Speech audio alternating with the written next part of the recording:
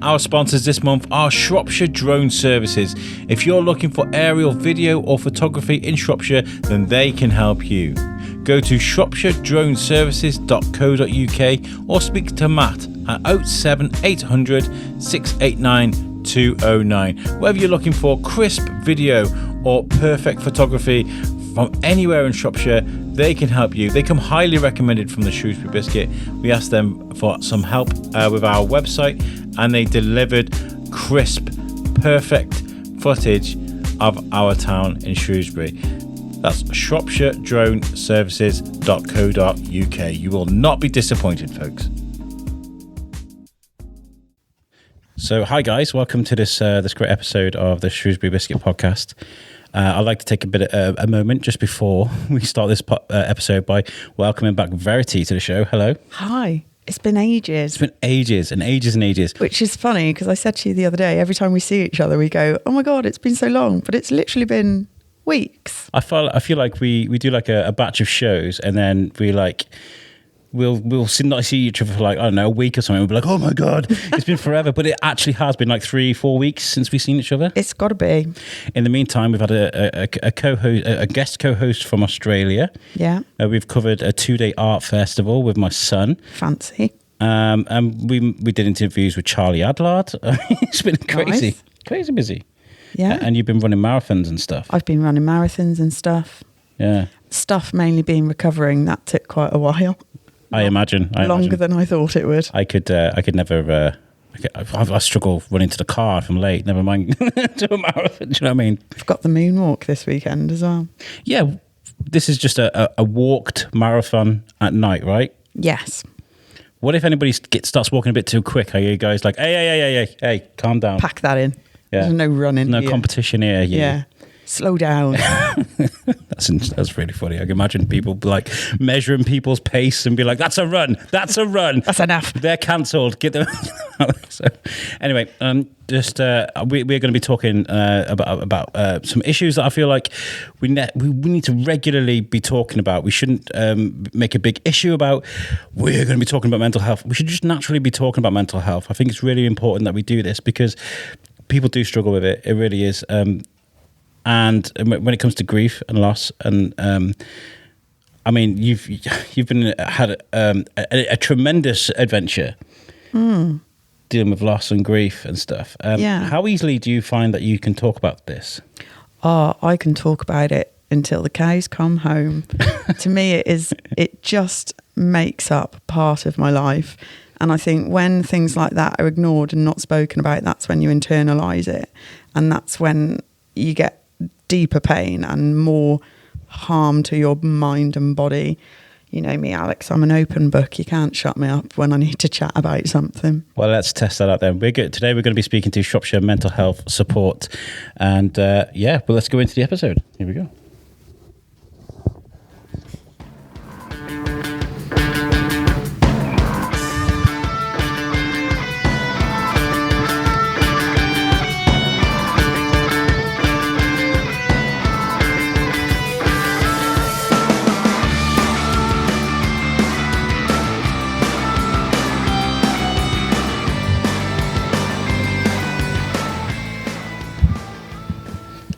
Hey guys, so we are here at Abbey Foregate, the offices for Shropshire Mental Health Support, and we are going to be handing the show over today because I feel like when it comes to this, well, I think I'm definitely going to take a step back from this because I want to let the experts speak about this.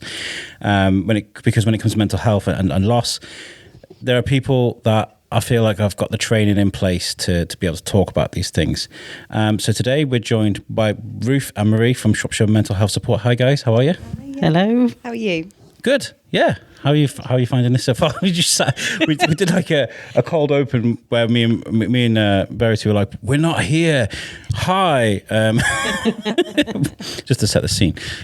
But Ruth, you came on the show during the pandemic for Little Bags of Kindness. So. Yeah, so it's nice to be on again and to see you in person. In person? Because, yeah, that was right, I think, at the start of lockdown, or maybe middle of lockdown. It was when we were all getting a bit bored and kind of like, we need to do stuff, get out there and help people. You were doing great things, and the podcast, I thought it was dead. I thought, oh my God, what am I going to do? But actually, people gravitated towards the biscuit during the podcast. Well, that was when I found out about it, and actually, that was my lockdown listen. I loved it, and it was nice to know about the community because I wasn't able to go out in it. So it was just nice to feel like you were getting to know people without having to go out. So no, it was great. Brilliant, and I appreciate your support. So thank you so much.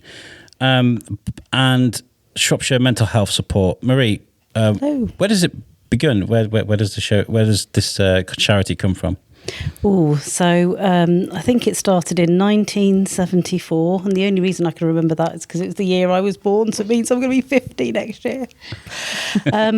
So we were part of National Mind, when we were known as Shropshire Mind then, and I think it was about 6 or 7 years ago, we became Shropshire Mental Health Support. So we're a local charity, and it means that all the services that we provide stay within the county, and we can be quite reactive to needs of our community. So if directly rather than everywhere else in the country, which is great to offer support to a whole country, but sometimes you need to magnify and zoom in a little bit.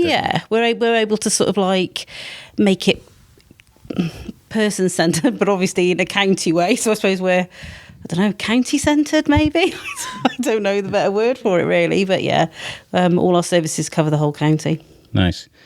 And it's Mental Health Week, which I didn't even realise, and we'll get onto that in a second because I didn't even know it was Mental Health Week. I'm a guy that's usually I got my finger on the pulse. I know what's going on, and it slipped me by. Regardless of whether, did you know it was Mental Health Week? I heard it on the radio this morning. Did you? Okay. Oh, I definitely haven't got my finger on the pulse this week. I didn't know. But how important is it to have a week where people can raise awareness and talk about what it is you guys do? Immensely important because it can help conversations and encourage people to have conversations that maybe they wouldn't normally have. And it's sort of like by us raising awareness of things like Mental Health Week, we put posters out, Ruth does things on social media, so that encourages conversations that even though we're not included in, hopefully people are having, even if they just pick up some sort of like motivational quote or something that's reassuring that they find online, that could spark a conversation at home. So it's hugely important to be able to do that. And we all have mental health. So something that we all have, to less or greater degrees in is how well we're coping with it and what life throws at us. It's hugely important. We probably should talk about it more. Yeah, and this is the point I raised at the beginning of the podcast, is that the word taboo doesn't kind of fit with this, but what's the best way to describe it? People sort of shy away from talking about, especially guys, tend to shy away from talking about their mental health, and that's an important point, isn't it? Do you find that after a week like an awareness week, you have more people reaching out to the charity? Probably, yeah. I say probably because I know that this building is a lot quieter. So, but for you, Ruth, don't you work sort of in the actual hub where the phones are? So yeah, definitely. And I think after today, even just the networking that we've done today, we've been to a dementia event today. But every stand that I went to, it wasn't necessarily, I didn't know when we were going there if our presence was going to make a difference. But every single person that I spoke to had somebody who they might have been supporting, who had mental health, who needed to speak to somebody. And actually, a lot of people who we do speak to at events like that, they know somebody who's on a waiting list to see a counsellor or, so we were able to, or I was able to say today, well, actually, you can call us anytime and we'll speak to you straight away. So we're often like an interim sort of help until they might be seeing the counsellor or psychiatrist or psychologist, whoever they're going to see. So, but yeah, I think we're definitely, getting out at events and reducing stigma wherever we can and getting, those conversations started. That must be invaluable for somebody who's at the point of reaching out to somebody, because that's a massive step as well. But like with the world as it is, there's often waiting lists. But for you guys to say, while you're waiting, I'm here, we're here for you, we'll do what we can for you. I think that's really magical. I think people need it. So a new service that we're just providing at the moment is we bought a wellbeing vehicle, because what we're finding is that, making that step sometimes to come into the town centre or, that's a big thing. Some people might not have the, means to get to our head office, or and don't feel comfortable talking over the phone. So we've got a wellbeing vehicle now, which is designed to go to more rural parts of the county and take support to them, because that is again something that people they need. They can't always pick up the phone or I'm so glad to hear you say that. I was like, let's put my finger in the air, because when you talk about rural, because I want to talk about rural areas, because we've been speaking to people. But we are looking at how isolated the rural areas are. And you live in that, and sticks, Verity. You probably testify to this. When you live rurally, you have, I guess, a small GP, or don't have access to the amenities that people do when they live in a big town like this, So I'm glad that you're doing Not at all. The more isolated people become, it's more difficult so you almost need to just, do one piece of the puzzle for them, go to them, and then encourage them and make the conversation, and, sometimes just keep it light to start with, just sort of, but making it as easy as possible for people to get support. So look out for the wellbeing vehicle touring with Maree very soon. Making that first step that little bit less daunting. Yeah, because it takes courage, doesn't it, to reach out? And absolutely. And I say that totally respectfully, because I think courage is something that we all have. It can be a lot of varying factors as to when we're able to have the courage, and to reach out and go, I think I can do that today, or even if I think I can pick up the phone today. They're small things, but they can have such a massive impact that can make such a difference, even if it's just saying something as simple as, I'm really having a bad day, and having somebody that's on the phone and just go, tell me about your day, I'll listen to you. It's not a problem. Just tell me what you want me to know. Tell me what you feel like sharing. So something that starts off quite little can have a massive impact. And then, as conversations go and people share, then we can signpost and hopefully support further, or find the people that can. So it starts small sometimes. There's two videos I've seen this week that really enlightened me a little bit. One was Noah Clark, the stand-up comedian, does a show in America, talking about intimacy and guys, and we're talking about the amount of sex workers in America, and that will say that a lot of guys will pay and just talk, because that's not the kind of intimacy they're after intimacy, but like they're a bit confused as what they want. And then they showed this great video of this cop in America. This guy's crying because he's been pulled over. He's scared and sad. He's like, I just want a hug. And he gets out the car and he lets the cop gives him a hug. And I was like, oh my God, that's so beautiful. So like raw and stuff. And I think it's nice sometimes to take that leap, isn't it? And just to talk about these things. A guy being more like, I just want a hug. I just want to have someone making me feel nice for a little bit, We want connections, don't we? We're human, and we need those connections, and sometimes we need them physically in a hug, sometimes we need them in words, to just somebody go, how are you, and mean, how are you, and you can tell me exactly how you are, and that's okay. It doesn't have to be just an okay. If you don't want it to be, it can be far more than that. And, speaking of Noah Clark, he's always doing nice things and saying nice things, good quotes, and talking about memes and things like that. Do you guys have any sort of natural sort of ambassadors for mental health, people that do good things across the country and stuff that you can think of? Oh, wow. Oh, my goodness me. Maree is our person who does wonderful things across the country and makes everybody happy. And I think the country is a bit of a big ask, Ruth. Well, that's what you're doing next week, going the whole way around the country. Well, there was that guy doing the YouTube fitness, was Joe Wicks. Joe Wicks. Yeah, during lockdown. Yeah, he's a good, because like fitness is a big part of mental health, right? So like him doing that with the kids and giving the parents a break, and I know a lot of the parents were enjoying it and enjoying that too. But he was a great ambassador especially during lockdown. Right. I think there's been a lot more. I was watching James Arthur, like he did a program on like his mental health, and that was really moving. And again, a young guy in his 20s talking about, really going into, what he was feeling and being so honest about it. That was, we've come a long way, I think, with that. I know Matt Willis, another young guy I think he's from Busted or something. He's did a show last night. I've not watched it yet, but about addiction and, again, mental health. So I think, it's changing a little bit. Conversations are happening. The fact that you're here today and you can have a conversation about it, it's we're getting there slowly, but I guess, you know, we just want to keep highlighting as much as we can. And I think we all need to, something that Maree and I talk about a lot is having a vocabulary, like you say, to really ask people, are you okay? And give that space. But I mean, we all naturally go, yeah, fine, you know. It's like a reflex reaction. And actually, I think we've just we need some conversation starters. We need a sort of tick box, maybe something, you know, we ask people certain questions if we're a little bit worried about them. Are you sleeping okay? Or, you know, something that you can just sort of delve a little bit into, and then you can think, right, okay, they're not quite ready to talk, but then maybe you can have a conversation around that.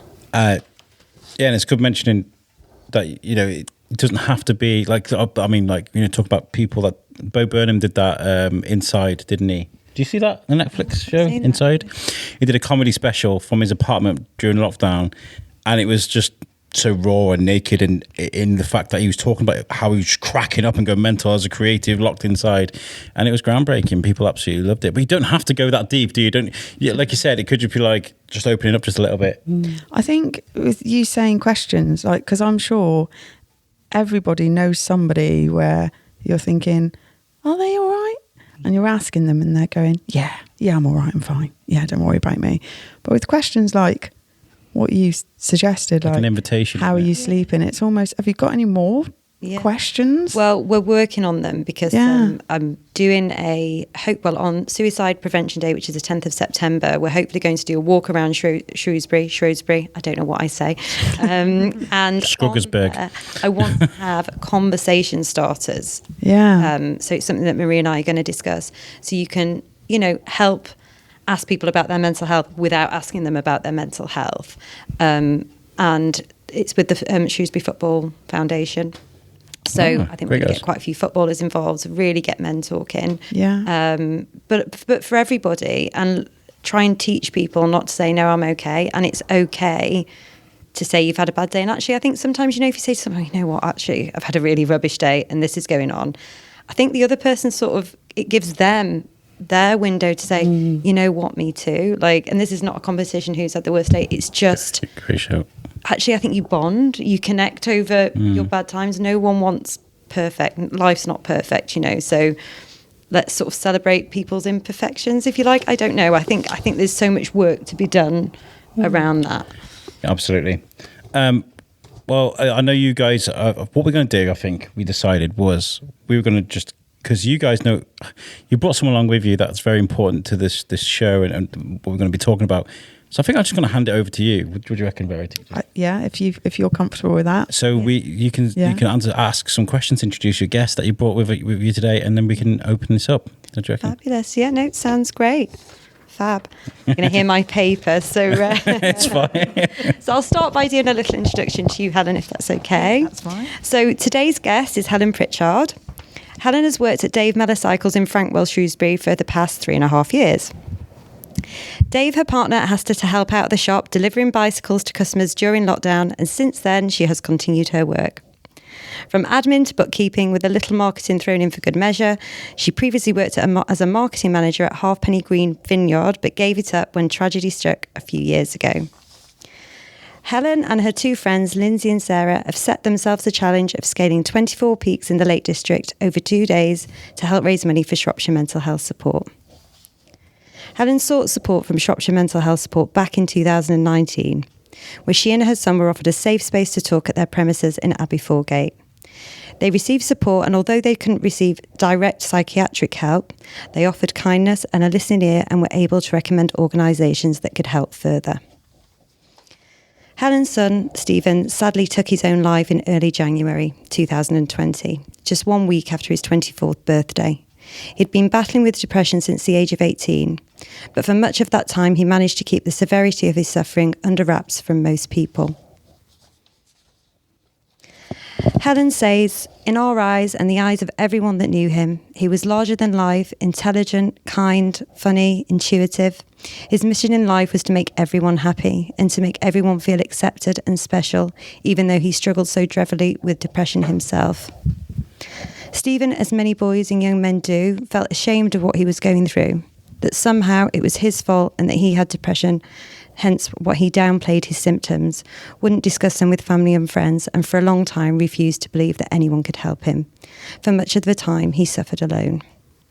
So Helen, firstly, I'm so sorry for your loss, and thank you so much for agreeing to do this and share your story with us. Oh, thank you for inviting me. Oh, well, it's such an important story to share, and you know we want to tell this story, and we want you to feel comfortable. So at any time, if you don't feel comfortable, if there's something that you want to say, you just, you say it. Okay. So you're in control. So you're raising awareness, suicide awareness, and you're going to help other people navigate their, loss and be able to tell their story. So, yes. Yeah, okay. that's it. So can you tell us a little bit more about Stephen when he was growing up? I'm slightly biased, but he was a very happy, bright, outgoing young man. Had a wonderful sense of humour. Wicked sometimes. Everyone loved him. He was loyal, patient, and he'd stick up for his friends. A couple of stories on that one, but I won't go into that. But he was very sensitive. He was very tuned into other people's feelings, and he would always ask about them and try and help.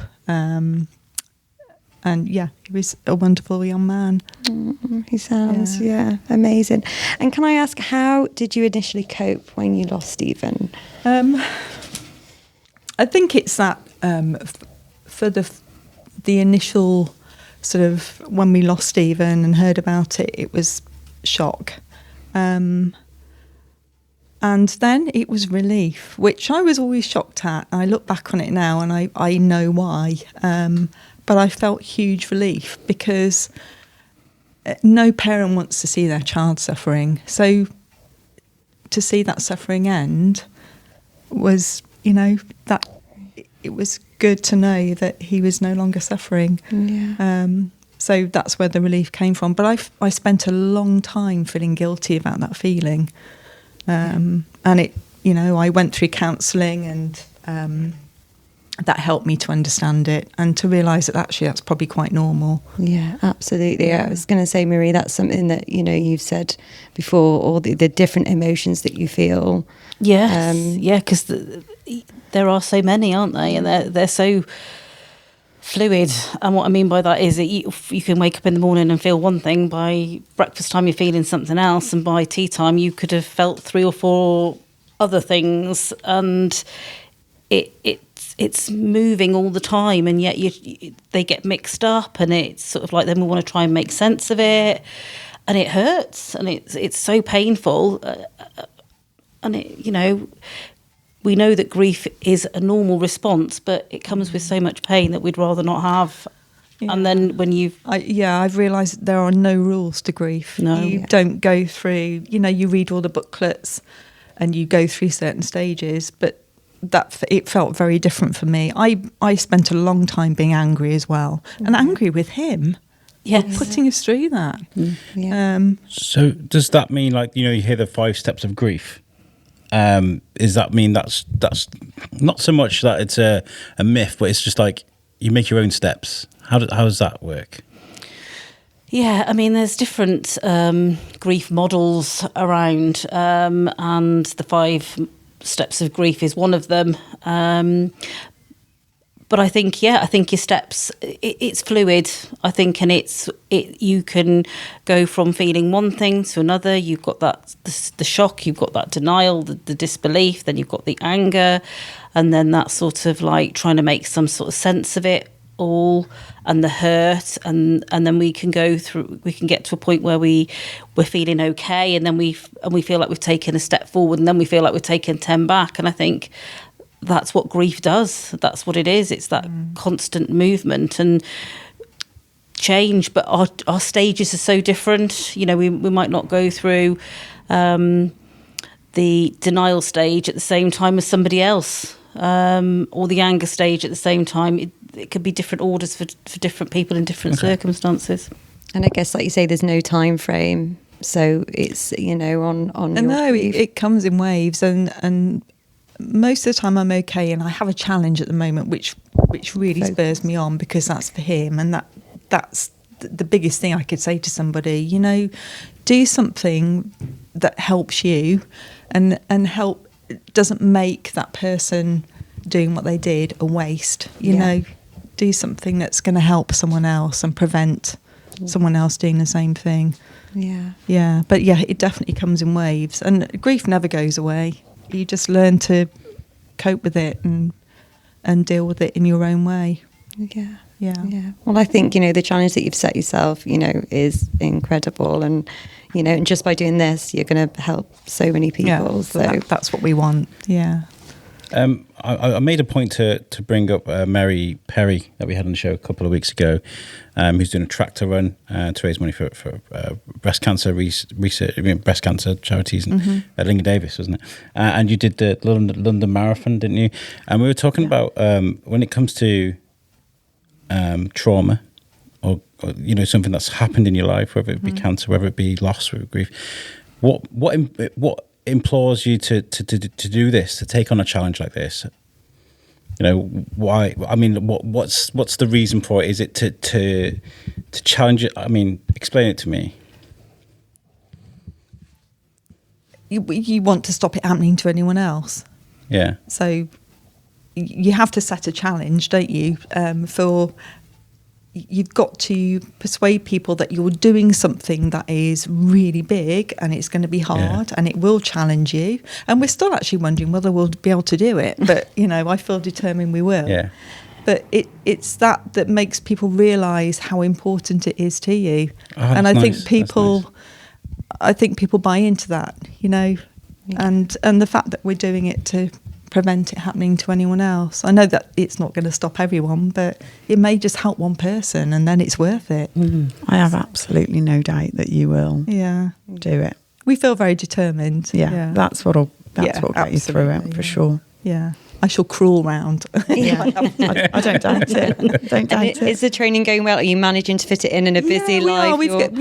I've kind of written a training plan, and both the other ladies that are doing it with me, you know, they're really, you know, they're going to the gym. We're doing all our strength training.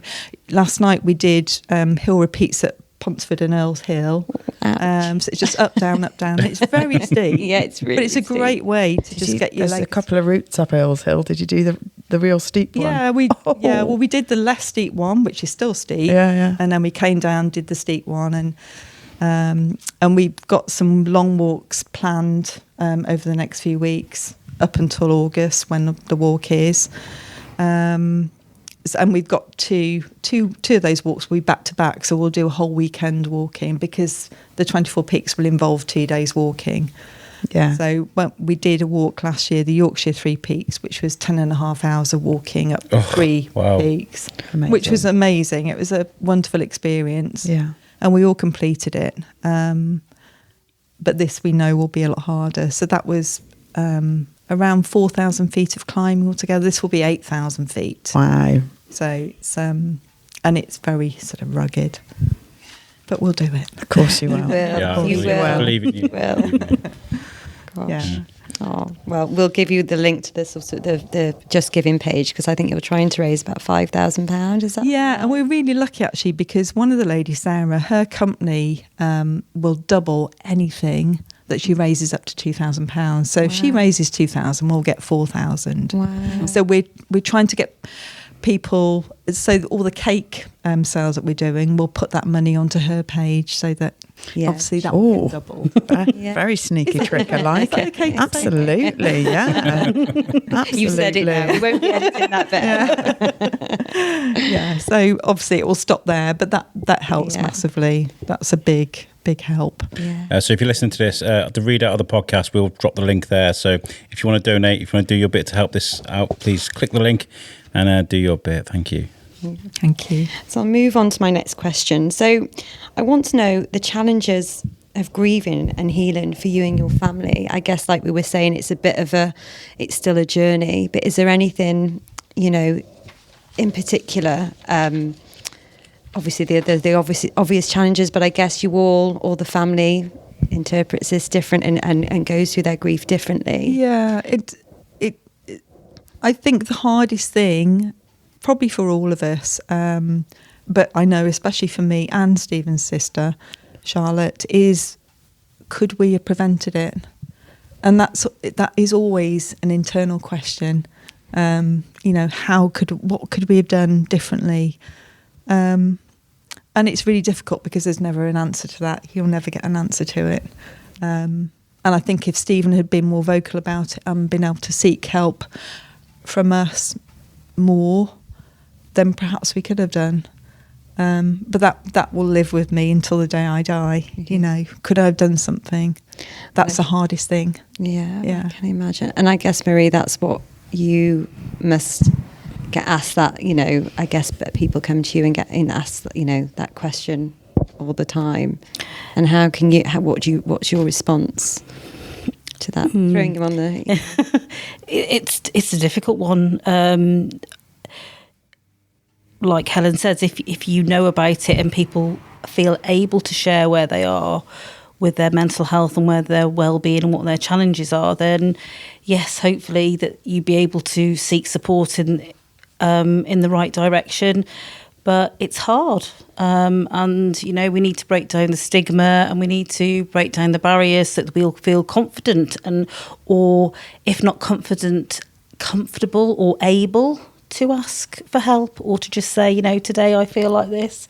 Yeah. I don't know where it's going to go. I don't know what's going to happen. But with suicide loss, there are so many questions, and it is such a complex situation because there are many, many questions that will never get answered. Yeah.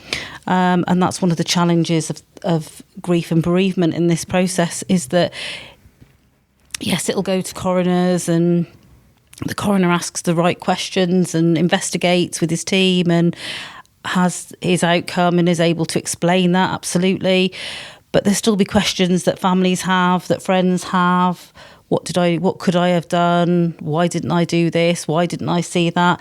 And that's normal in this situation. That's normal for this type of grief, because we can't help but miss the person that we love and that we care for, and we want it to make sense. And a lot of the time, it doesn't. I think time is a healer, but it's still hard. And like, Helen said, you learn to live alongside the grief, I think. It never goes away. I guess that's where the challenge comes in, is like, well, you know what? At least I can do this, and that must help you, I imagine. Absolutely. That gives me so much strength. Yeah. It spurs me on massively. And it's a focus that you can, definitely, channel your energy into in a positive way. Yeah. It's something, if I wasn't able to help him, at least I can help someone else. And I know he'd be so proud. Yeah. Have you had friends or family reach out to you that have been through something similar, where you can have a... Yes, I have actually. I was saying to Ruth earlier when I came in that I was speaking to my cousin on the phone last week, and she'd been to the funeral of one of her friend's husbands who'd committed suicide, and the wife didn't know how much he was suffering. It was a complete shock for her. So he'd hidden it. He'd hidden those feelings through, I don't know whether it's shame or embarrassment that you're feeling that way. She had no idea how bad it was. So my cousin had told me about that, but I've had no one reach out to me saying, I've been through something similar. No. So I guess it's quite isolating at times. Massively isolating, because isolating for the person that's gone through it and hasn't felt like they can reach out to anyone, but isolating because people are almost embarrassed by talking about it. I suppose because it is a difficult subject, and it's linked to history of shame, and it's considered a bad thing. You're weak, aren't you, if you reach out for help and express those feelings that you don't want to be here anymore. I guess it's great to have experts, speaking about grief, Maree. How do you enter a conversation like that? Because I guess when people first come to you, they're like afraid not. How do you tame that? How do you enter that arena? I just follow their lead. It depends. In my job, the loss could be quite recent, so days, weeks, months, or it could be really historical. So it's me following their lead, really. It's sort of me offering a person-centred service where when I explain that actually, I'm here to support them. I'm here to signpost them to get them any other support that they feel that they need as my support goes on. So it's an evolving thing. And by offering that non-judgmental space will encourage people to talk in most situations. And if they're finding it a bit tricky, some people will reach out and then they'll go, I don't know if I can come on my own. And I go, that's fine. Bring that person that you feel that you can talk in front of in a really, for whatever you're needing it for, but bring them with you, because it's about, I hope that I facilitate a situation where people can just talk comfortably. I'm not going to be sitting there and asking them a million questions. I just want to hear what their story is and what they want to share. And sometimes it could be as simple as saying, tell me about the person that you've lost. And that can be a really helpful starting point for some people, because when they've lost somebody that's so important, they can tell me lots of amazing stories about that amazing person, and that helps me because I get an idea of that person. But that can help them start at a point where it's perhaps positive, that they're able to express and share nice things that they experience together, stories and that kind of thing. And then usually the story will come from that in most situations.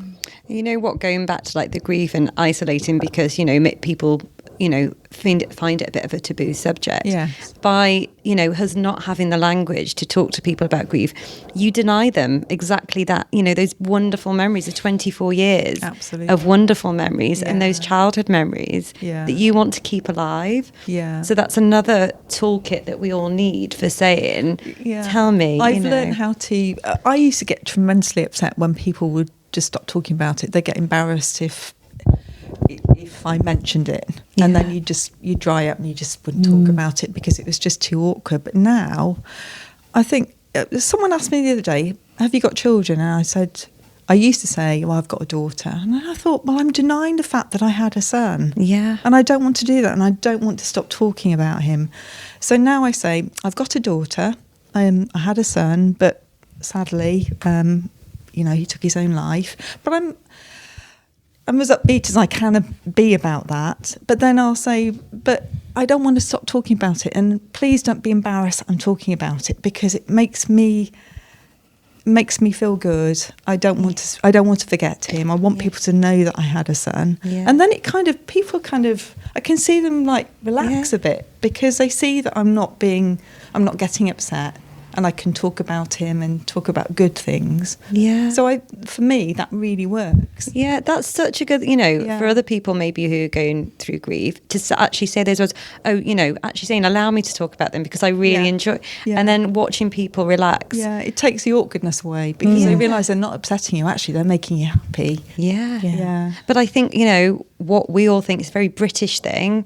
Don't talk about that person, sort of just pretend it's never happened, talk about keep calm and carry on. Yeah. And again, it's just stopping those conversations. We tell everybody to be open and to be honest, but actually sometimes we shut people down and don't even give them that opportunity. It should be up to you if you want to talk about Stephen or not want to talk about, But having that sort of conversation and space to, let you have those memories, that are yours. Good. Yeah. So I'm not denying that I had a son. Yeah. Which I don't want to do. No. Yeah. I think you've mentioned the word a few times of judgment and non-judgment, and you can apply that to this. So if you're, people will automatically go, "Oh, that's an awkward subject. I won't. Let's not go there." But with you being so open about it, you're taking that prejudgment away and going, actually, I am open to talk about it and I want to talk about it. Yeah. That's automatically shutting down that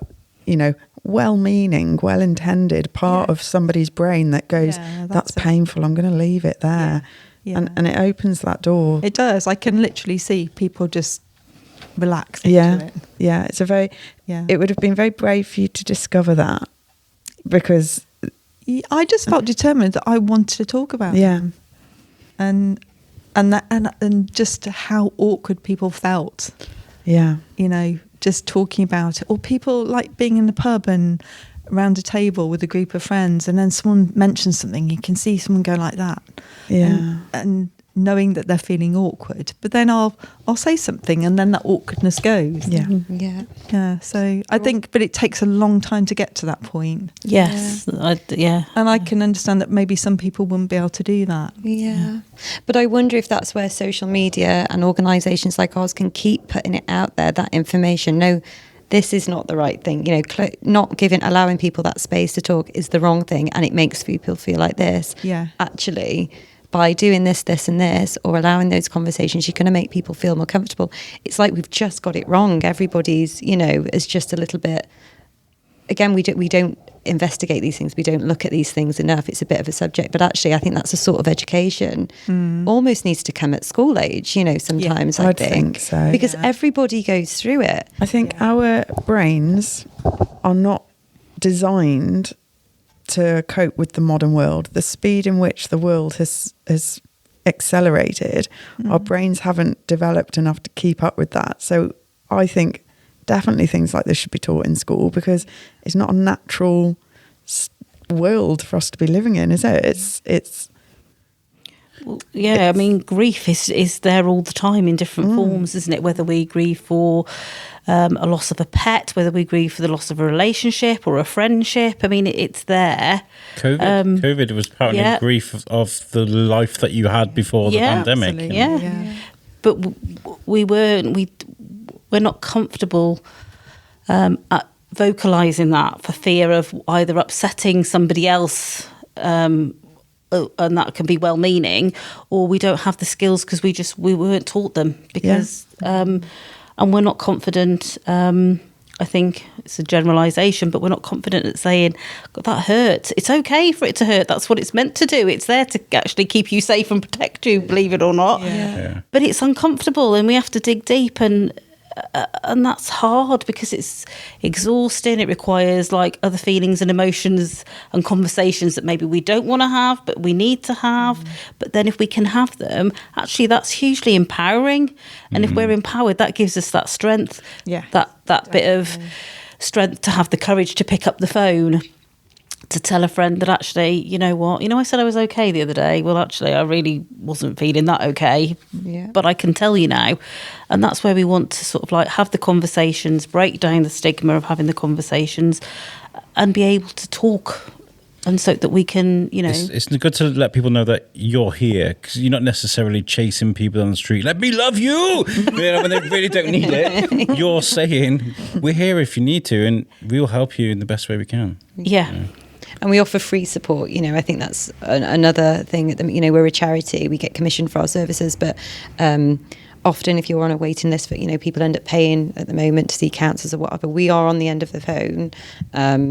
You can speak to us. Like I say, you could call up in the morning. Well, you can call us up tonight, and we will. If we don't answer the phone straight away, we'll get back to you. We are, we're there at that moment where actually you have got that courage to make that phone call, because that is, the first step.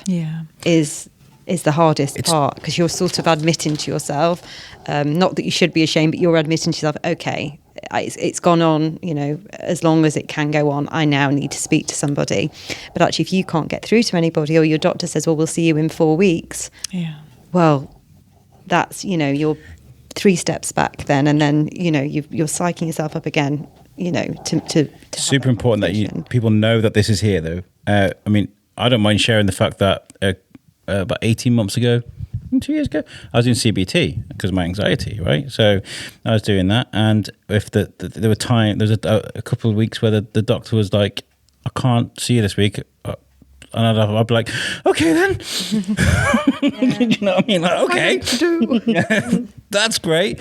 But to know that this place is here, just to plug that hole just in between those sessions, that's great. No, please do call us anytime. And I've had CBT, and it was amazing. And I remember actually when she signed, from not wanting to go, when she signed me off, I was like, No. Excuse me. Yeah, I'm coming again next week. She's like, no. But Can't get rid of me that compared easy. to where I started of being so terrified of walking through the door, you know, it was just a complete, you know, U-turn, and so we're here. So I had a bad experience with a counsellor in school. It was like I was being really naughty in school, and they're like, "Well, you're going to see the counsellor." So I went to see the counsellor, and he just sat there, and I was like, Hello. "What the? Are you? What's going on?" Like, you just looked at me, and I was just kind of like, and he just looked at me and looked at me. It was a bit like Good Will Hunting, you know. You got to let them speak first, you know. And I didn't like that. No.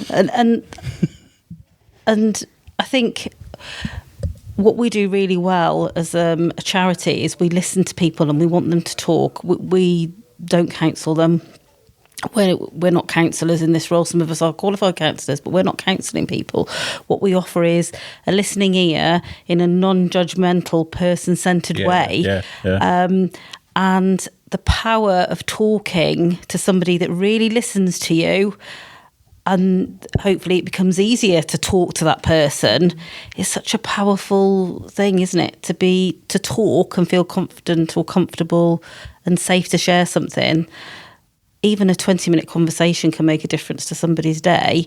And like if you're in between doctor's appointments and you've got to wait 4 weeks, you know, maybe in some situations people will ring us regularly, but that will be the difference that sort of like helps. Yeah. Absolutely. I realise I completely derailed things there. I'm sorry if I've interrupted your questions. No, so I'll go on to my next question. And I guess, you know, I want to know, are there any stigmas or misconceptions surrounding suicidal grief that you'd like to address? I think we've already mentioned it. Men in particular find it really difficult to ask for help. And men also display their feelings of depression differently. I think women, I'm not an expert on this, but from first-hand experience, Stephen was really good at covering up those. Honestly, he would almost make you think that everything was okay, but I only had to look in his eyes and I knew exactly what was going on, but I knew it was bad. But he managed to carry on with his job. He managed to, he did get sent home from university sort of halfway through 2019 because they said he was a danger to himself. And I think he'd sought counselling there. I never really quite got to the bottom of why he was a danger to himself, but maybe he'd expressed how he was feeling to them. Right. But he came back, he got his old job back at Marks and Spencer's, but I did realise in November that he'd stopped going. Right. He was going to the gym. He started going to the gym, knowing that actually doing something physical was good for mental health. He was doing all the right things. So he was doing all the right things. So as a parent, I thought, well, he's okay. He's, you know, we'll get him better. And I do feel tremendously guilty that I didn't question that. But why would you? No. Why would you question that? You know, he seemed to be doing okay. But there were times when he broke down. I told you I had to call an ambulance out in November because he came home. He'd been drinking very, very heavily. And I wondered, you know, whether that had affected his heart. He was acting very, very strangely. Not just drunk, but just very strangely. And I called an ambulance. They were wonderful. And they stayed with him for 2 or 3 hours, and they talked to me as well. And they recommended you guys, and that's why we ended up here. Right. Wonderful. Yeah. And you used the sanctuary service. Yeah. That was Yeah. And they came and got us in a taxi. They took us back. They offered to call me if I needed help, but Stephen persuaded me that I didn't need help. Right. I don't know how he managed to do that, but he did. And I really could have done with that help. And that was one of the findings from the inquest, that I hadn't had the support from whoever it would have been would support me. I hadn't had that support. Yeah. And I didn't realise I needed that support. Does that make sense? Yeah, absolutely. You know, you think, oh, you don't realise, you think, oh, you know, I've got to deal with this on my own. And Well, maybe there's a stigma attached there. Yeah. Yeah, because I think as a parent, we work so hard to keep our children safe, regardless of their age, don't we? And like you say, he was doing the right things. He was going to the gym, going to work, all those things. And as parents, I think sometimes we just put our effort and energy into that, which is understandable. But we're not seeing that sometimes that's going to have an effect on us. Yeah. But we think, or we can think, well, we're the parents and that's what we're meant to do. Yeah, it's a strange feeling because you kind of go into like automatic pilot and you think you're coping. But the stress, I think my stress levels must have been incredibly high. Yeah. Looking back on it. But yeah, it's a weird feeling. You know, I should have asked for help and I didn't. But you might not have known that help was that, you know, that help was available. That, you know, it sounds like you didn't know. So again, this is all about, you know, sort of awareness and knowing that organisations like this, but there is help out there for people who are going through it, and we together, you know, we can sort of try and educate other people and make sure that everyone's being supported. You know, so many people are affected by one person having depression or struggling, you know. It's a team, you know, it's sort of trying to make sure everyone's got that support, because you go into survival mode, I guess, and you're just trying to do the best that you can. But, you know, your emotions have got to come out somewhere, I guess, as well. Yeah, definitely. How were friends and family sort of, you know, did you have support once Stephen had passed? I had one close friend who was very good, but it's hard to express to somebody how bad your son is when you're not actually sure yourself. Yeah. Me and Stephen's dad were divorced, so I did talk to him, but I don't think he ever realised. No, that's doing him a disservice. I was going to say realised how bad he was, but if I didn't, he certainly didn't realise how bad he was. And when you're not living with that person day in, day out, and having to deal with little things that have, you know, like him coming home the way he did, sometimes he'd get quite verbally aggressive. And I realised perhaps that was him trying to cope with the feelings himself. Things like that. You know. I've got two teenage boys and teenage girls where they live separate way from me. So I speak to them. We speak every now and again. We meet up every now and again, and I get this compressed version of their lives. You know, we speak often on the phone, but like when they speak to me, it's kind of like, well, this is what's happening in my life in a very short space of time. As a separated father, I gotta say, sometimes it's very difficult to get kids to verbalize what's going on in their head, because they've cherished the time they're with you or the time they're speaking to you on the phone, and they might not necessarily want to weigh that conversation down with those what they're feeling, their emotions and things. Yeah. So it is incredibly difficult. Yeah, Stephen thought the absolute world of his dad, and I'm sure he thought the absolute world of me. But when he spent time with his dad, it was real quality time. They'd go and watch rugby or, you know. So I think he made a super effort to be cheerful on those occasions, and so probably masked it even more by doing that. As far as stigmas are concerned as well, I never but they're going to take me away. I'm going to lose my job. Those kind of feelings that people get. How I was doing CBT whilst I was a support working in support, you know, and I do remember thinking, I can't go through therapy. I'm here to support other people. How can I do that? But in fact, it's actually more important that I get the support so I can offer support to others. But those feelings definitely went through my head. How can I do this job if I'm getting mental health support? You know? But a lot of people feel that. Actually, but looking after, like, you know, your mental well-being means you are then equipped to help other people. Exactly.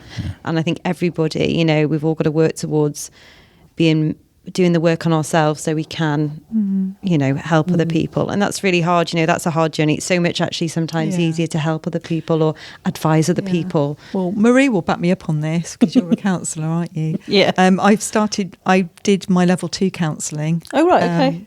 So I finished a month ago, and I'll start level 3. Oh wow! in September. Congratulations. But to do that, you have to have a counsellor yourself to help you deal with the feelings that you're going through. Learning to be a counsellor. That's true. And the issues that it brings up. Yeah. So it's healthy, isn't it? Yeah, you go through a lot of your own. You work a lot on yourself to become a counsellor, because you have to address your own things that go on that you've dealt with or experienced at some point in your life, or things that, so you're not carrying it into your room with your client. And I think sort of going back to that sort of like stigma thing, it's sort of, it's hard, isn't it, when we're doing a really good job and we're supporting other people, but we're thinking, oh gosh, I've got to be all singing, all dancing, which you can be when you're face to face with the people that you're supporting. But actually, I found in my own, as I've developed as a person, that I will openly say, I go for counselling, and periodically when I feel I need it, I do. And I'm quite open about that. It's taken me a long time to get to that point, but I say it, I hope it comes across. I don't say it as a drama thing. What I mean by that is I say it because I want it to be normal, that other people go, oh yeah, I do too. Gosh, is it beneficial? Absolutely. And it just be normal. So I think that's part of breaking down that stigma and that barrier. And I'm really quite open to the fact that, I do. And I, for me personally, I feel I'm a better person for it. Yeah. Well, I love a bit of counselling. Yeah. It's really, I find it very cathartic. And it was after having counselling myself that I thought, I want to do that. Yeah. So, yeah. I learned that this is a type of therapy. What we're doing right now, it's a type of therapy. In fact, it's apparently a part of a type of meditation, like journalistic meditation. Okay. Because whilst we're talking about this and whilst we're discussing this, all of our other problems don't exist. Right? So we're actually meditating right now. Really weird to think about, but we are. But it's good, we're all just admitting that we've all had counselling, everybody in this room. And I think exactly right. A lot of my friends now, I would say, 5 years ago, a lot of me and my mummy friends, we were all trying to be perfect and create this world. And, it was when social media was crazy and everyone thought social media was amazing. Whereas actually, I think we're all realising now that actually it's really affecting our mental health. Whereas now we're all, no, we're having therapy, we're doing this. We're we are getting there slowly, that we can have these open and honest conversations. And by doing that, we'll feel that deeper connection with people, which is what we're all hardwired for. And we'll get there, but it's slowly. But I think we should all shout it from the rooftops. And I think I'm going to drag Maree around all the schools and you when you're a counsellor, and we're going to give everybody counselling. That's my, We're going to be busy, Ruth. But we'll do it because, I think young children especially, I mean, my kids, they're living in a world that I just don't understand. So I think it's important that we get there. I think we mentioned it earlier that we're living in such a fast world now, and things are moving so quickly that I don't think we actually give time to listen to people. Because it's a real skill to actually listen to somebody. You can pretend you're listening to somebody and start doing something else, but you're not actually listening. And I think a lot of us are short of that. To have someone to just listen to us and not judge us. Yeah, exactly. Just make people feel safe, safe space. That's it. Yeah, absolutely. So I'll move on to, it's my last question really now. What advice would you give to others going through a similar loss? Is there anything that you'd like to say to anybody, or that you think might be helpful and that's been helpful on your journey? I always used to feel guilty for grieving, that I was wasting other people's time. I'm thinking about my partner Dave primarily, and he was a massive help, and I used to repeat myself over and over again with the same questions, the same thoughts, and he'd listen patiently and not judge me and just let me talk. So I think probably the biggest thing I could say to somebody is just let yourself grieve. Don't think about, is this a correct way to grieve? Just do whatever you need to do. Scream, shout, cry, go and lock yourself away, for a short period of time, not too long. But just do what you feel is natural. Yeah. Don't feel that you have to do it in a certain way. I've realised that all the thoughts and feelings that I had were normal for me, and then what's normal for me might be not. Someone else's normal may be completely different. Yeah. So don't expect to do it in a certain way. Yeah. The other thing is just be kind to yourself. Yeah. Just do whatever you need to do, and don't sort of feel bad for doing what you're doing. It's hard enough. Yeah. So just be kind. Yeah. And also have the confidence to talk to somebody, whoever it is. I mean, I was lucky because I got a partner who was very supportive, whether it's a good friend, partner, a member of your family. Don't be afraid to talk about it or seek help. Yeah. And that's the biggest thing I did, because even if you've got someone close that you can talk to, you sometimes you just want someone that's completely neutral. Yeah. And who will just sit there and listen. And I used to wonder when I went to my counselling sessions, what am I going to talk about? And I actually used to plan what I was going to talk about, because I thought, because they don't say a lot, do they, counsellors? They just sit there. They don't actually, but they're wonderful. And my counsellor was amazing. But they have this way of making you open up, and it's amazing what you say. And so everything that was on my list of things to talk about didn't really get talked about, because they were quite superficial to the stuff that she brought out. Right. So it is very cathartic, and cleansing, and it just helps you to realise that the feelings you're going through are normal. Yeah. Yeah. Sorry, were you going? No, I'll let you go. Has anybody else got any advice about grieving for people? I would reiterate what Helen said. I think it's self-care. I think when you're grieving, it is so tough and it is so exhausting, and it can feel relentless, and it comes in waves, and those waves are sometimes shallow and we can wade through them. Sometimes they're really overpowering and we feel like we're really treading water, and that's exhausting. And I think we have to listen to ourselves and sort of find a bit of acceptance sometimes, that in that moment that's how I feel, or this is how I'm feeling. Recognise what that feeling is and what can I do about it. Well, actually the only thing I can do is just sit in a quiet room, and I want to be left alone for 2 hours. That's fine. If it means that you've got to eat a bar of chocolate, go for a 3-mile walk, have a cup of tea, that self-care is so important, because it's then that you need it the most. And then finding somebody that you can talk to, whether that's a partner, a friend, somebody that's professional. Be willing, I guess, just to try and seek out that right person. And sometimes that right person might change. It might be that for a period of time it could be that person, but just through the nature of grief and bereavement, it might be somebody else, and that's okay. Yeah.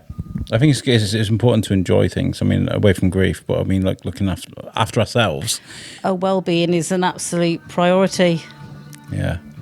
Some guy will come back we'll pass with a speaker. Isn't that great? Great. Maybe that's his well-being and that's his way of looking after himself, locking himself out. That's great. Yeah. I've been.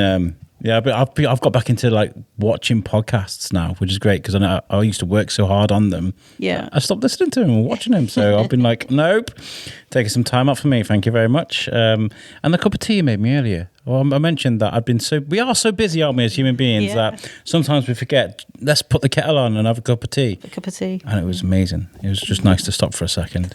I don't know if it's standard, but I used to think, oh, come on, you need to be over this by now. Come on. Yeah. You're bringing everyone down. Standard. And I think, Yeah. I think that ties in to what you're saying. Be Has kind, anybody ever said that to be you? patient. Absolutely not. Only my own brain. Yeah. I don't say it to myself anymore. I'm much kinder to myself. Yeah. I've learned to be Good. Yeah. more accepting of. Yeah. But years ago when I went through some pretty horrific stuff. I did used to think, come on, this is silly. But there's no time scale. No. And you have got to be kind to yourself. Definitely. This sounds a bit weird, but the other thing that really helps me is Stephen really loved the outdoors. He loved nature. He loved trees and, you know, everything that was beautiful outside.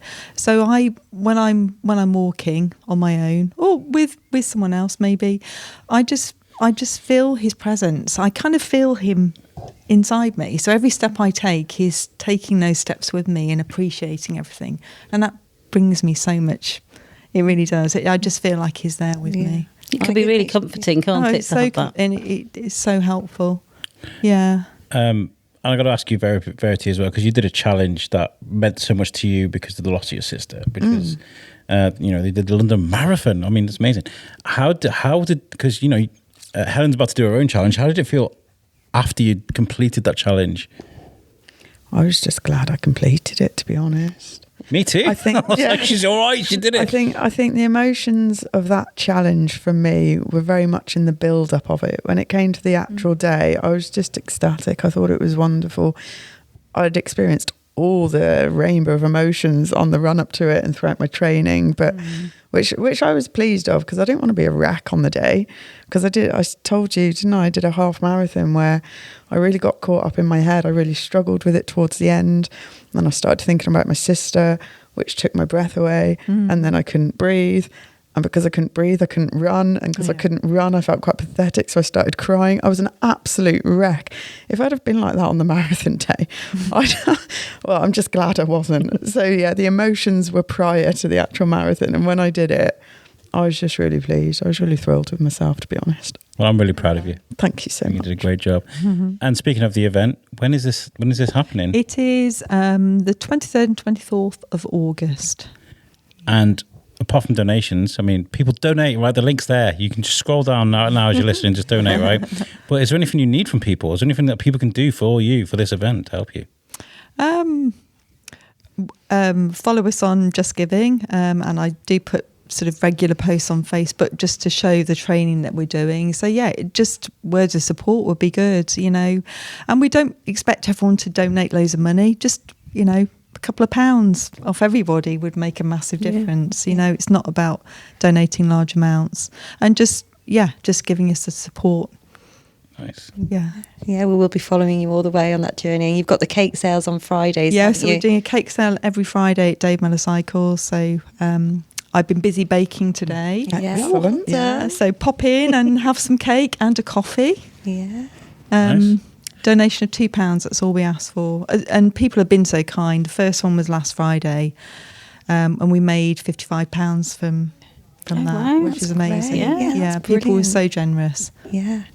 Wonderful. And a lot of people don't know about this charity, so it really is getting awareness as well, which is brilliant. What time are you take cake sales? I'm thinking I finish early on From about Friday. 10 o'clock till we close, or until we finish, till we've sold all the cake. Excellent. Yeah, so everyone's very welcome. And that's on Frankwell. Every time I drive past there, I think, oh, Run DMC. I love it. Put on some Run DMC on that place. Right, so what we did do was we threw out a question on social media. Now, what the question was... here we go. When it comes to mental health, grief or loss, what is the best or even worst advice you were given? Now, like 4 people commented on Facebook, and I can't find the comments anywhere, so I don't know where they're gone. But one of them, I won't mention who, because maybe she's deleted a comment because she didn't want me to say it on the show, but was just get on with it. Just carry on. Just you'll be all right. Just come on. You're all right. You're fine. I wonder if that's someone who has gone through grief and actually not dealt with it. Yeah. Maybe is in denial. You just don't know. I sometimes think with comments like that. Or was that someone saying that that's something unhelpful that would be... Yeah, unhelpful. Oh, someone Right. said something. Yeah. Sorry, I thought she was saying just get on with it. No. So that's what someone said to her. Yeah. Oh my goodness. Yeah, You know. it'll be all right. Just get on with it. Yeah, and actually that's really unhelpful. Yeah. And is that a generational thing? I definitely think it's a generational thing. I think people, it was just stiff upper lip. Just get on with it. You can't do anything about it. Just get on with it. Yeah. Yeah. And now we know Definitely. just how damaging that can be with any Yeah. situation. No, not Yeah. just grief. You know, you can't if you can't just get on with some things. There's something for whatever reason, Yeah. you know, is in the way. And actually, the more we process these things, you know, although this grief is not a nice process, you know, when you can talk about those memories, you can, you know, it's a way of coping, isn't it? And, Yeah. and moving forward slowly, Yeah. but moving forward. I can give an example of that. I lost my brother when he was 27, and it was in an unexplained death. We don't know why. So it was an open verdict. But my parents dealt with it by not talking about it. My mum never had counselling. My dad would never have considered that. And it was never spoken about. So they dealt with it in the way that they probably thought they should have dealt with it, you know, and probably how their parents would have dealt with it. They just never spoke about it. Gosh. So, and maybe that's how I felt that I had to deal with it, and maybe that's how Stephen felt he had to deal with it, you know. And that they're the barriers we have to break down. Yeah. Because grief and loss, whatever the loss is life-changing, isn't it? Yeah. Because Yeah. we're not the person that we were when that person was in our life. We evolved to be the person that we are now, but hopefully that's the person with hope and with that can find enjoyment and pleasure and make new memories and new experiences and talk about that loved one, that person that we're missing, that, you know what, if they were here, they would be saying this, and that it would make you laugh. And okay, it might make you cry, but you carry them with you, don't you? Yeah. And you can still find a way of living with the grief and bereavement, hopefully, in your life, are memories of that person. Yeah. I always like the saying, like, you know, it was, I don't know if you've heard of Mo Gaudat. He did a podcast. He lost his son, sadly, I think he was 18, to a routine operation. And he sort of tried to understand his grief. And what he said is, you know, if he knew from the get-go it was either I think his son was called Ali, for 18 years, or not have him at all, he would have had him for 18 years. Absolutely. And like, what a wonderful way of turning grief on its head and actually going, okay, I got them for that amount of time. It wasn't long enough. Yeah. It's cruel, but I did have them for that time. Yeah. It's gratitude, isn't it? And people are talking about gratitude at the moment and how you can add gratitude to any situation and flip it on its head. Yeah. And when you think about grief, it makes me think, how do you do that? But I guess it is the good times you spent with them. Yeah. You know, you're talking about how Stephen walks in your shoes and you go and do things that he would like because you know he'd like to. Yeah. That's gratitude, you know? You're grateful that you like those things. Celebrating him. Yeah. Yeah. That's nice. Yeah. That's really good. Our memories are our treasures, aren't they? Absolutely. Yeah. We hold them dear. Yeah. There are we have got a couple of comments from that question as well on Instagram. So Evolve My Media wrote, the best thing we can do if we're having a tough day is step back, go for a walk, reset and refresh. It always helps give off some perspective. And that's from Scott. Yeah. Stop for a little second. You know, we're allowed to do that, aren't we? Get into nature. Yeah. Yeah. Have a pause and just go, oh, right, okay, let's just, you know, what am I experiencing? What can I see? What can I feel? What can I smell? You know, and enjoy that moment. It can be more quite present. cathartic, can't it? Yeah. And it's okay to have a cry. Yeah, I like a good Yeah. cry. It doesn't happen very often. I threw on The Pursuit of Happiness a couple of weeks ago, Oh gosh. and I ugly cried through most of it. I was like, wow, very That's powerful. quite good though. It's like knowing that your body needs that Yeah. and wants to cry. And actually, we always feel better once that's over, don't we? Otherwise, it comes out in anger or, you know, being snappy or whatever. If you don't deal with that emotion, it's going to come out in other ways, sometimes upsetting other people. So I think if you've got those sort of, if you can put a video on or whatever you want to watch to make you cry, do it, you know. Go work out. Yeah. Go get in nature, like you said. Go for a run. Yeah, great. Fairy Dust Journey. Grieving is the loss of our of the love you once shared. All of the irreplaceable memories shared with those we hold dear. So that's a nice way of putting it, isn't it? Absolutely. The love that we had for each other. Yeah. Yeah. Definitely. Some people say that grief is the love, you just don't know where to put it. Yeah. Yeah. Yeah. That love, That's you know. a very good analogy. Yeah. What do I do with this thing? Yeah. So if someone is listening to this right now that has been through grief or a similar situation to yourself, Helen, what advice would you guys give them if they listen to this? How do they act if they want to do something about it? Ooh. Ask for help. But that doesn't have to be from a professional. It could just be picking up the phone and saying to your friend, can I have a chat today?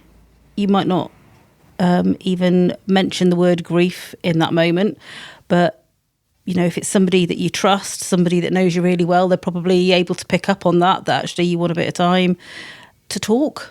Sometimes when we're grieving, we might not actually want to talk about that. We just want to have a chat about something else to make us feel a little bit normal. And what I mean by that is normal and familiar to how we were, because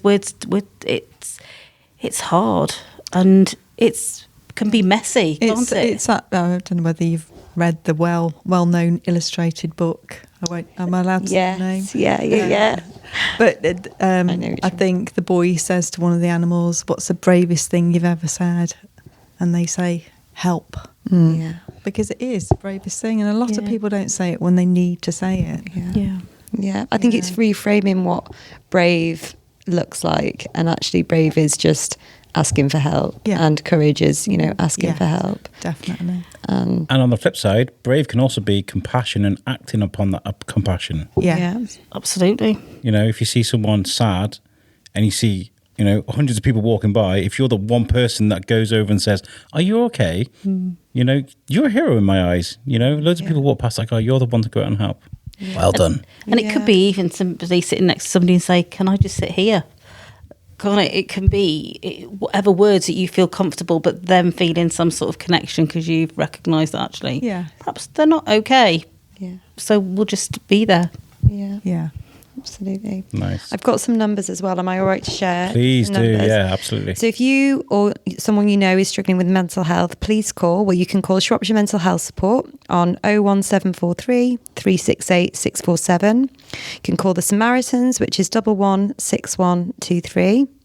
You can call Papyrus, I think I've said that right, on 0800 068 4141. You can also call the Access team, which is 0808 196 4501. Nice. That was very well done. You should do some voiceover work. You'd be like, we'll see. That was very, very good. Sorry, Alex. No, it's fine. And if anybody wants any bereavement support, then I don't have my telephone number in front of me. Is this my phone? Can I get? Yeah. You're gonna have to sing a minute, Maree, while I just get my. You know what? While you find the number, I just want to say I've really because going into a conversation like this isn't easy for anybody generally. But there's been no bouncy legs. There's been no anxiousness. There's been no uncomfortableness. We've kind of just enjoyed this space, I think. Yeah, would you agree? Yeah, definitely. There's been a lot of openness, and thank you for that. Thank you for inviting me. No, I felt very nervous, but that was good. It was just having a normal conversation, really. Yeah, and thank you for sharing, Helen, because we need to, that helps me in my job as well, because it's part of my job is to help break down the barriers so people will have a conversation. Yes. Thank you. No, thank you. So Maree's number, we're hoping it's not her personal number that I'm about to share with everybody. That could be interesting. So Maree, will you just say your title again, because it is very long. So I'm the Suicide Bereavement Support Officer for the county. Right, okay. And her number is 07483 906 788. And what we'll do is I'm going to get you to clarify that number for me, get back to me, and I'll have to do a quick edit if that's not right, because I don't want some people ringing you up and being like, oh, I'm really sad, and it's like I mean, that's great, but let's keep it professional, folks. This has been really, really nice, and I would like the show to keep checking up on you guys, checking in just to make sure everything's okay, because I feel like we could do with having more podcasts like this. Would you agree, Verity? Definitely. They're very important, I think. Absolutely. I think, I would love to do, especially when the week before Suicide Prevention Day, which is the 10th of September, I think it would be nice to do something leading up to there. Yeah. And, I'll tell you more about the event then, but if we can have sort of, a few shows where we just highlight all mental health and, make sure that we keep fighting this fight together and having conversations, I think that'd be really nice.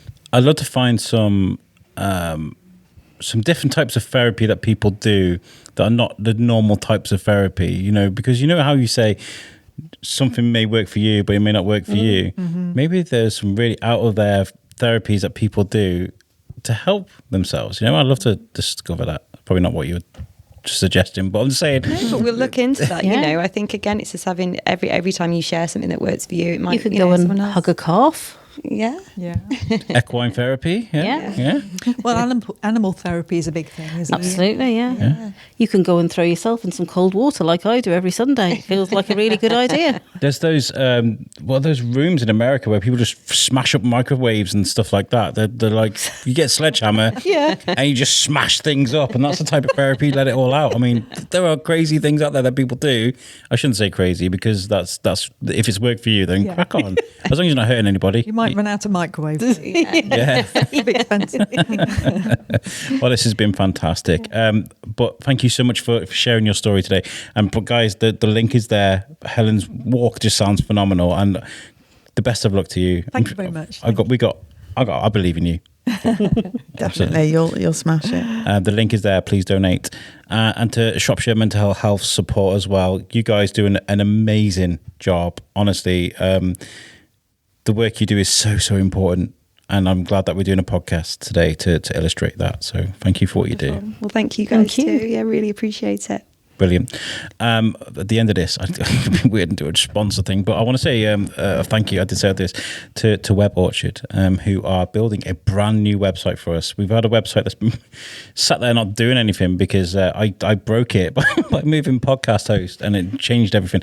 So they are actually rebranding us. We're getting a brand new logo. We're getting a new way of looking at it. And Excited. the today's sponsor for this episode, Shropshire Drone Service, they went out and got some drone footage for us, which will be on the website.